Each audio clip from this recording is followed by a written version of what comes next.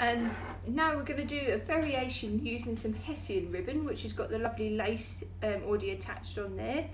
I'm just going to show you the same method again, just using a different material. So with this one, because it's quite thick anyway, you don't need to go around too many times with this one, because you'll find that will cover your tie point quite quickly. But you do need to make sure that you pull it nice and tight when you go round, just to make sure that it's really secure.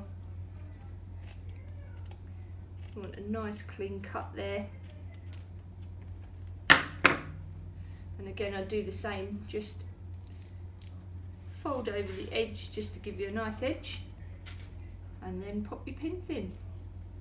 Again, making sure that you're pushing them upwards into the top of the bouquet, not directly across, otherwise you're going to end up with pins poking out the other side where you're going to hold it, like so.